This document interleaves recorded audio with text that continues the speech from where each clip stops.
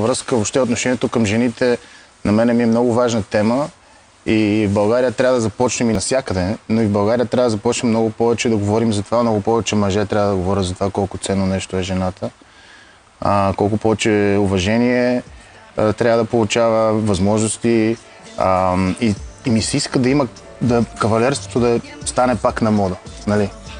Тоест повече мъже да говорят за това, не жени толкова да се обединяват. Ние трябва да излизаме, ние трябва да го казваме и има нещо много красиво в това.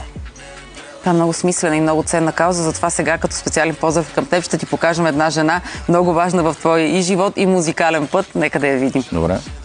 Здравейте на всички, поздрави от мен. Съжалявам, че не съм с вас в студиото. Поздрави на екипа и на Кристо. Аз се намирам в момента в планината и се надявам да покарам малко сноуборд, въпреки че условията не са перфектни. Искам да ви благодаря за готените коментари по случай нашата нова песен, нов смисъл. Много се надявам да ви харесва на всички.